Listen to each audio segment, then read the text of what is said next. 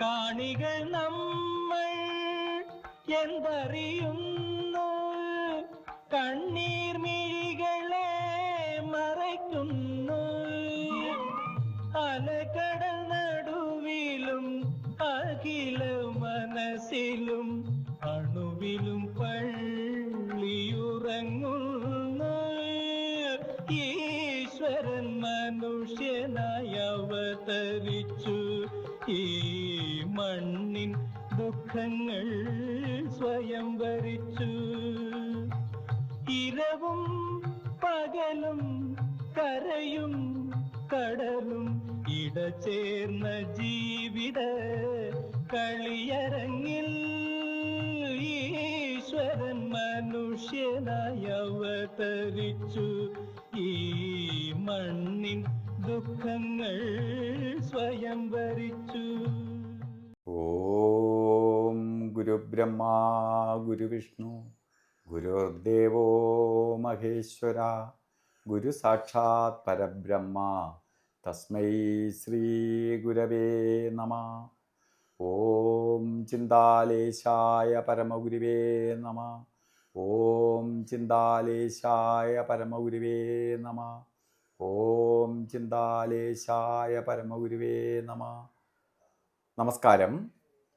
ചിന്താലയ ഗുരു visual മീഡിയയുടെ പുതിയ ഒരു എപ്പിസോഡിലേക്ക് എല്ലാ മാന്യ പ്രേക്ഷകർക്കും സുസ്വാഗതം. ഭഗവാൻ ചിന്താലേശൻ്റെ മഹാത്ഭുതങ്ങൾ ഓരോ ഭക്തരിൽ നിന്ന് കേട്ട് മറ്റ് ഭക്തർക്ക് കൂടി ആൾക്കാരെ പരിചയപ്പെടുത്തുകയും സത്യാന്വേഷികളായിട്ടുള്ള ആൾക്കാരെ ഭഗവാന്റെ സമാധിയിലേക്ക് കൊണ്ടുവരികയും ചെയ്യുകയാണ് ഈ ചാനലിലൂടെ ലക്ഷ്യമിടുന്നത്. ഇന്ന് നമ്മൾ ഈ എപ്പിസോഡ് എടുക്കുന്നത് തന്നെ ഭഗവാന്റെ മൂലസ്ഥാനം അല്ലെങ്കിൽ ആശ്രമങ്ങളിൽ മൂല ആശ്രമം എന്ന് പറയത്തക്ക ചിന്താലയ ആശ്രമത്തിൽ വെച്ചാണ്.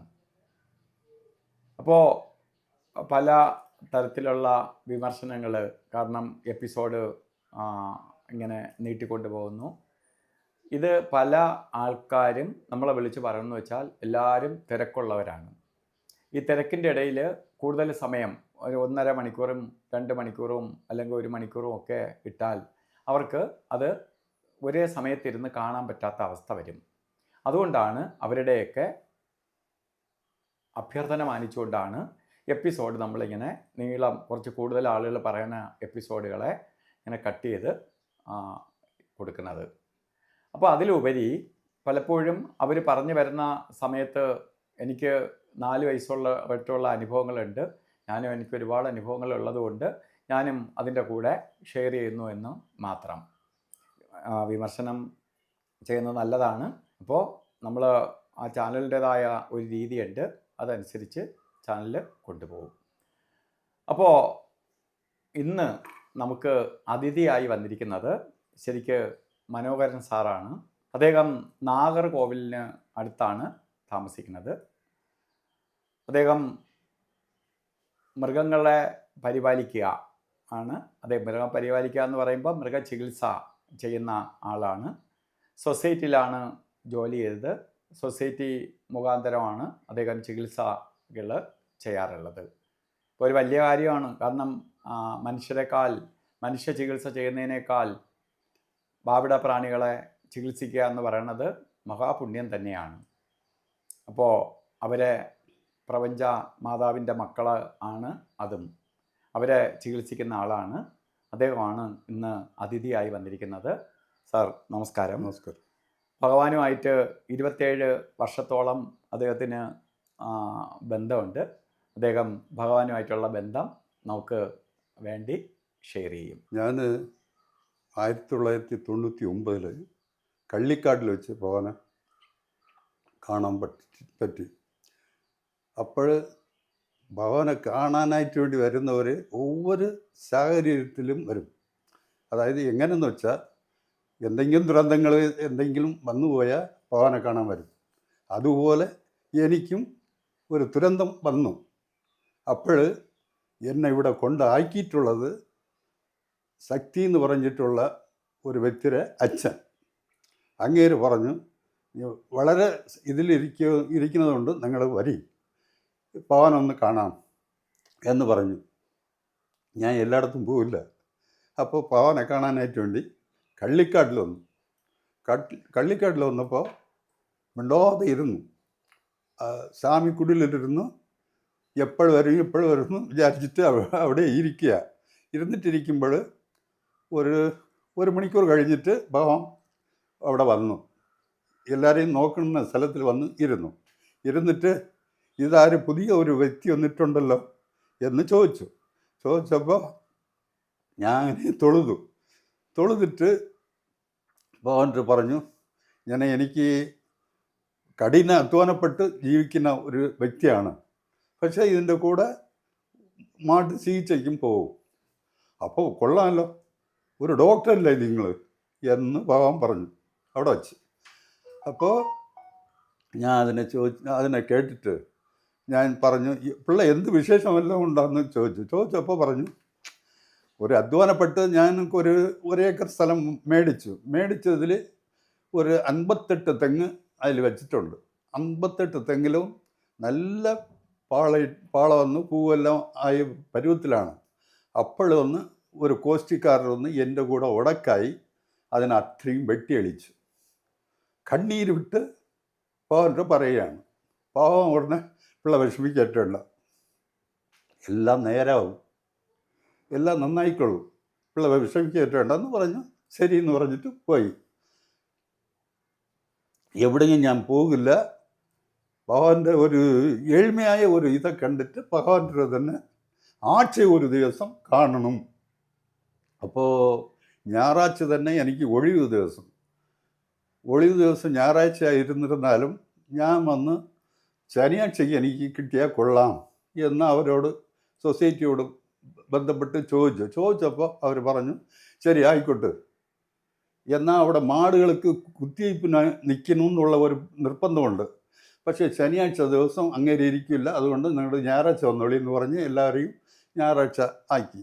അങ്ങനെ ഞാൻ ശനിയാഴ്ച തോറും ആഴ്ച ഒരു ദിവസം തമിഴ്നാട്ടിലിരുന്ന് വരും.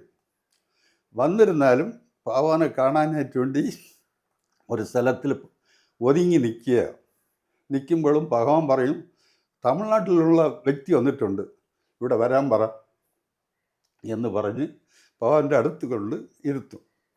ഞാൻ അവിടെ മിണ്ടാതിരുന്നിട്ട് അങ്ങനെ ശരി ഭഗവാൻ ചോദിക്കുന്നതിന് എന്തെങ്കിലും പല പറഞ്ഞിട്ട് ഞാൻ പോയി കളയും. ഭയം കൂടുതലായിട്ട് ഭഗവാൻ യാതൊന്നും ചോദിക്കില്ല, പറയില്ല. പിന്നെ 1-2 തിരികളെ കൊണ്ട് വെച്ചിട്ട് ഇഷ്ടംപോലെ ആവശ്യങ്ങൾ ചോദിക്കുമ്പോഴേ അവർ വന്നിട്ട് പോട്ടെ എന്ന് പറഞ്ഞിട്ട് ഞാൻ അവിടെ മിണ്ടാതെ ഇരുന്നിട്ട് ഒടുവിൽ, നിങ്ങൾ അകലെ ഇരുന്ന് വരുന്ന ആളല്ലേ, വല്ലതും കളിച്ചിട്ട് നിങ്ങളുടെ തിരിക്കി എന്ന് പറഞ്ഞിട്ട് ആഹാരത്തിനൊക്കെ തന്ന് തിരിച്ച് പോകാനായിട്ട് പറയും. അങ്ങനെ ഞാൻ പോയിക്കൊണ്ടിരുന്നു. ഒടുവിൽ ഒരു ദിവസം വാർഷികത്തിനെല്ലാം എല്ലാ വാർഷികത്തിനും വരും. വാർഷികത്തിന് വന്ന് ഭഗവാനെ കണ്ട് ഭഗവാന്റെ കാരുണ്യം കൊണ്ട് എനിക്ക് വളർച്ച എന്ന് വെച്ചാൽ അതിഗംഭീരമായ വളർച്ചയായിരുന്നു. ഞാൻ ഒന്നുമില്ലാതെ ഒരു ഫാമിലിയിലുള്ളവനാണ്. എന്നെ വളർത്തിയത് എടുത്തതെല്ലാം ഒരു ബ്രാഹ്മണൻ കുടുംബത്തിലാണ്. ബ്രാഹ്മണ കുടുംബം എന്ന് വെച്ചാൽ അങ്ങേര് തന്നെ വീട്ടിലിട്ട് 2 കൊല്ലം 10ഉം 11 ഞാൻ പഠിക്കുന്ന കാലത്ത് SSLC എന്ന് പറഞ്ഞ ഒരു ഇതാണ് ഉണ്ട്. അത് കഴിഞ്ഞിട്ട് PUC. പക്ഷെ ഞാൻ 2 കൊല്ലം അവരോട് ഇരുന്ന് പഠിച്ചു. അതുപോലെ ഭഗവാന്റെ ഞാൻ കൂട്ടിയിട്ട് വന്നിട്ടുള്ളതും 2 വ്യക്തി. ഒന്ന് എൻ്റെ ഗുരുവായ ബ്രാഹ്മണൻ, ഇന്നൊന്ന് സെൻട്രൽ മിനിസ്റ്ററായ പൊൻ രാധാകൃഷ്ണൻ. അങ്ങേര് ഞാൻ ഇവിടെ ഭഗവാനെ കാണാൻ വന്നിരുന്നപ്പോൾ പൊൻ രാധാകൃഷ്ണൻ എൻ്റെ വീട്ടിൽ ചെന്നിരുന്നു. അപ്പോൾ വീട്ടിൽ ചോദിച്ചപ്പോൾ ഭാര്യ പറഞ്ഞു, അങ്ങേര് ആശ്രമത്തിൽ പോയിരിക്കുകയാണ്. ഏതാശ്രമം? അത് ട്രിവാൻഡ്രം. ഉടനെ തന്നെ എന്നെ ബന്ധപ്പെട്ട് ഞാൻ ഫോൺ എടുത്ത് നോക്കിയപ്പോൾ പൊൻ രാധാകൃഷ്ണൻ വിളിച്ചിരിക്കുകയാണ്, മിസ് കാളിൽ കിടന്നു. അപ്പോൾ ചോദിച്ചപ്പോൾ നിങ്ങൾ എവിടെ ഇരിക്കുന്നു എന്ന് ചോദിച്ച് അങ്ങേര് ഉടനെ തിരിച്ച് വരാനായിട്ട് വേണ്ടി നിർബന്ധിച്ചിട്ടിരിക്കുക എന്ന് ഉടനെ ഭഗവാൻ്റെ ഒന്ന് ചോദിച്ചു. ഭഗവാനെ ഞാൻ പൊൻ രാധാകൃഷ്ണൻ ഒന്ന് സ്വാമിയെ കാണണമെന്ന് പറയുന്നു, ക്ഷണിക്കാമോ എന്ന് ചോദിച്ചു. ഉടനെ തന്നെ പറഞ്ഞു, ആ വന്നിട്ട് പോട്ട് പിള്ളേ എന്ന് പറഞ്ഞു എൻ്റെ അന്ന് അദ്ദേഹം കേന്ദ്രമന്ത്രിയായ അതെ കേന്ദ്രമന്ത്രി ആവുന്നതിന് മുമ്പ് മുമ്പ് അപ്പോൾ വന്നിട്ട് പോട്ട് പിള്ളേ എന്ന് പറഞ്ഞു. അപ്പോൾ ശരി വന്നു. വരുന്നതിന് മുമ്പ് ഭഗവാൻ എൻ്റെ പറഞ്ഞു, അങ്ങേരെ അച്ഛനെല്ലാം എനിക്കറിയാം, വലിയ കോടീശ്വരനാണ് എന്നൊക്കെ എൻ്റെ സംസാരിച്ചിട്ടിരുന്നു. ഒരു 2 മണിക്കൂർ 3 മണിക്കൂർ ആയതിനു ശേഷം അവർ കാറോടി ഇവിടെ വന്നതിന് ശേഷം ഭഗവാനെ കണ്ട് കൂപ്പി നിന്ന് നമസ്കരിച്ചിട്ട് ഒന്നും മിണ്ടാതെ അങ്ങേരും പോയി. ഭഗവാനും അങ്ങേരും ഏതൊരു ഇതും മിണ്ടിയിട്ടില്ല. അങ്ങനെ പോയതിന് ശേഷം അങ്ങേര് വന്നിട്ടേ ഇല്ല. പിന്നെ ഒരു ദിവസം എൻ്റെ ഗുരു എന്നെ പഠിപ്പിച്ച് ഇത്രയും നിലയ്ക്ക് എത്തിയ ഒരു ഗുരുനാഥൻ വന്ന് ബ്രാഹ്മണനാണ്. അങ്ങേര് കാണാനായിട്ടുണ്ട്. ഒരു പ്രാവശ്യം വന്നു. ആ പിള്ളേ നല്ല ആളുടെ വലിയ പോയിരിക്കുന്നു എന്ന് ഭഗവാൻ എൻ്റെ പറഞ്ഞു. ആ എന്നാലും അങ്ങേര് ഗുരു എന്ന് പറയുകയാണ്, ഭഗവാന്റെ മുമ്പിൽ എന്ന് പറയുകയാണ്, നല്ല ഒരു ആളുടെ വന്നിട്ടുള്ളത്, നീ നന്നാവും എന്ന് പറഞ്ഞു. ശരി എന്ന് പറഞ്ഞിട്ട് ഞാൻ സാറിനോട് പറയുകയാണ്, എനിക്ക് ഭഗവാനെ പറ്റി ഇതിനു മുമ്പേയും വ്യക്തി എൻ്റെ ചോദിച്ചപ്പോൾ കണ്ണീരടങ്ങാതെ കണ്ണീരായിപ്പോയി. അപ്പോഴും തട്ടിയിട്ടിട്ട് പോയി. ഭഗവാന്റെ വളർച്ച എന്ന് വെച്ചാൽ ഒരു കണക്കില്ലാതെ വളർച്ചയായിരുന്നു. അപരിമിതമായ ഒരു വളർച്ചയാണ് എനിക്ക്. ഞാൻ ഏതൊരു കെട്ട പഴക്കങ്ങളും എൻ്റെ കൈവശമില്ല. ബ്രാഹ്മണൻ്റെ കൂടെ ഇരിക്കുമ്പോഴാണ് ബ്രാഹ്മണൻ പറയും, വല്ലതും കളിക്കണമെങ്കിൽ പോയി കളിച്ചിട്ടോടെ എന്ന് പറയും. ഞാൻ പറഞ്ഞു, ഇവിടെ വന്നുപോയി, ഇനി ഒന്നും വേണ്ട എന്നങ്ങനെ ഇത് ശൈവത്തിലായിപ്പോയി. ഇന്ന് വരെ ശൈവമാണ്. എൻ്റെ വീട്ടുകാരെല്ലാം കളിക്കും, പക്ഷെ ഞാൻ മാത്രം വീട്ടിൽ ഇപ്പോഴും ചോദിക്കും, ഒരു മുട്ടയെങ്കിലും കളിച്ചിട്ട് എന്ന്. ഞാൻ പറഞ്ഞു, എല്ലാം വിട്ട് കളിഞ്ഞു, ഇനി എക്കാരണം കൊണ്ട് ഇതൊന്നും വേണ്ട എനിക്ക് എന്ന് പറഞ്ഞിട്ട് അങ്ങനെ കളിയാണ്. പിന്നീട് അങ്ങേര് ഭഗവാന്റെ കൂടെ ഗുരുനാഥൻ വന്ന് കണ്ടിട്ട് അങ്ങേരെ മക്കളെയും കൊണ്ട് ഇവിടെ ഒരു പ്രാവശ്യം കൊണ്ട് കാണിച്ച്, പിന്നെ എൻ്റെ ഭാര്യ മകന് 2 മകനുള്ളു. 2 മകനിൽ ഒരു മകൻ 2 മകനും കമ്പനിയിലാണ് ജോലി. ഒരു മകൻ അവിടെ അവൻ ഗവൺമെൻറ്റിൽ ജോലി ഇരുന്നവൻ എന്തെന്ന് വെച്ചാൽ ജോലിയെ കളഞ്ഞിട്ട് അച്ഛനെ അമ്മയും നോക്കണം എന്ന് പറഞ്ഞിട്ട് അവൻ ജോലി ഉപേക്ഷിച്ച് നേരെ ഇവിടെ നാട്ടിലേക്ക് വന്നു. അവൻ കയറ്റാറിലാണ് ജോലി ചെയ്തത്. അവിടെ ഇരുന്ന് നേരെ ഇവിടെ വന്നപ്പോൾ നേരെ ഒരു കമ്പനിയിൽ ആദ്യമൊന്ന് ഞാൻ ഇവിടെ ശ്രീകൃഷ്ണ പോളിടെക്നിക്കിൽ ഉണ്ടായിരുന്നു. അതിൽ ഒരു ബോർഡ് ഓഫ് ഡയറക്ടറിൽ ഒരാളാണ്. അപ്പോഴും അത് ശ്രീകൃഷ്ണ പോളിടെക്നിക്കലിൽ മൂത്ത മോനെ കയറ്റിയപ്പോൾ പോളിടെക്നിക്ക് നല്ല വിധമായിട്ട് ഓടിക്കൊണ്ടിരുന്നു. ഒടുവിൽ എന്തെന്ന് വെച്ചാൽ അവിടെ അഡ്മിഷൻ വളരെ കുറവായതുകൊണ്ട് ഞാൻ പറഞ്ഞു, ഇവിടെ നിന്നാൽ ശരിയാവില്ല, നീ അതുകൊണ്ട് വേറെ ഏതെങ്കിലും നോക്ക് എന്ന് പറഞ്ഞു. അവനായിട്ട് തന്നെ ഒരു ഗ്ലൗസ് ഫാക്ടറി, ഓപ്പറേഷൻ തിയേറ്ററിനൊക്കെ ഗ്ലൗസ് ഫാക്ടറിയിലേക്ക് മാറിയ ഇന്നും ഇപ്പോൾ അവന് അതിലാണ് ജോലി ചെയ്തിട്ടിരിക്കുന്നത്. അവന് നല്ല രീതിയിൽ വരണം. അവൻ്റെ വരും, മോൻ്റെ സംഗതിയെ പറഞ്ഞിട്ട് പോവും. ഇങ്ങനെയും നടന്നുകൊണ്ടിരുന്നു. പിന്നെ ഇളയാൾ എന്തെന്ന് വെച്ചാൽ ഫോർഡ് കാർ കമ്പനിയിലാണ് അതിൻ്റെ ജോലി. അത് തമിഴ്നാട്ടിൽ ഒരു 20,000 പേരെ വെളിയിൽ ആക്കിയപ്പോൾ ഇവനും പോകും പോലെ വിചാരിച്ചിട്ടിരുന്നു. ഭഗവാൻ്റെ ഇരുന്ന് പറയും, മോൻ്റെ സ്ഥിതി ഒന്നും ആവില്ലേ പോ എന്ന് പറയും. ഞാൻ ഇങ്ങനെ പോയിക്കൊണ്ടിരുന്നു. പിന്നെ അവന് ഇതുവരേക്കും അവനെ അതിലിരുന്ന് കടത്തി വിട്ടിട്ടില്ല. ഇപ്പോഴും അവൻ അതിൽ ജോലി ചെയ്തിട്ടിരിക്കുകയാണ്. ചെന്നൈയിലാണ്. ഒരു മോൻ ചെന്നൈയിലും ഒരു മോൻ നാട്ടിലും. എന്നാലും ഇവിടെ ഭഗവാന്റെ കൂടെ കോണ്ടാക്റ്റ് എനിക്ക് വളരെ അടുപ്പമായതുകൊണ്ട് ആഴ്ചയിൽ ഒരു ദിവസം തീർച്ചയായും പോകണം എന്നുള്ള ഇതിൽ വരും. പിന്നെ 1-2 ഉത്സവകാലങ്ങളിലും അറ്റൻഡ് ചെയ്യും. എന്നെ ആദ്യമായിട്ട് കൊണ്ടിട്ടത് ഇവൻ്റെ ശക്തിയുടെ അച്ഛനാണ്. സുബ്രഹ്മണ്യം എന്ന് പറഞ്ഞിട്ടുള്ള വ്യക്തിയാണ് ഇവിടെ കൊണ്ട് എന്നെ ആക്കിയത്. ഇതാണ് ഇത് യഥാർത്ഥ ഭഗവാന്റെ ഇതിലിരുന്ന് ഞാൻ വളർന്നിട്ടുള്ളത്. ഒരു കയ്യും കണക്കും ഇല്ലാതെ വളർന്നിട്ടുണ്ട്. വളർച്ച എന്ന് പറഞ്ഞാൽ കയ്യും കണക്കും ഇല്ല. അങ്ങനെ അപരിമിത വളർച്ചയാണ്. അതിൽ വേറെ അസുഖങ്ങളായിട്ടുള്ള എനിക്ക് ഏതൊരു അസുഖങ്ങളും ഇല്ല. ഇതുവരെയും ഇല്ല. ഉം. പിന്നെ ഇടക്കാലത്തിൽ ഒരു ഭാര്യയ്ക്ക് ഒരു ചിന്ന ഒരു അസുഖം എന്താണെന്ന് വെച്ചാൽ ഒരു കീട്ട് വീഴുന്ന് ഒരു ഇതായത് ഇല്ലാതെ വേറെ ഒരു അസുഖങ്ങളും ഇല്ല. ഏതൊരു തരത്തിലും ഞങ്ങൾക്കില്ല. ഭഗവാന്റെ ഈ ഭഗവാൻ കാരുണ്യവാനും ഉം. ആശ്രിത വത്സലനും അന്നദാന പ്രഭുവും ഒക്കെയാണ്. അതെ. ഭഗവാൻ ഒരാളിനെ ഇഷ്ടം തോന്നിയാൽ ഉം. പിന്നെ അവർ രക്ഷപ്പെട്ടു. അതെ, അതിന് സംശയമൊന്നും വേണ്ട. സംശയമേ ഇല്ല. സംശയം വേണ്ട. ഭഗവാന് ഇഷ്ടപ്പെട്ടു പോയാൽ പിന്നെ ഭഗവാൻ വിടൂല. അതെ, അവനെ മാത്രമല്ല അവൻ്റെ കുടുംബത്തെയും കൂടി ഭഗവാൻ സംരക്ഷിക്കും. തന്നെ ഭഗവാന്റെ അടുത്ത് വന്ന് പെട്ടുപോയാൽ പിന്നെ ഉള്ള ഒരു ഗുണമെന്ന് പറയണത് ഭഗവാന്റെ കൈക്കുള്ളിലാവും നമ്മൾ. അതെ, അപ്പോൾ കൈയുടെ ഉള്ളിലായാൽ നമുക്ക് പിന്നെ ഒരു ഭയവും വേണ്ട. ഉം.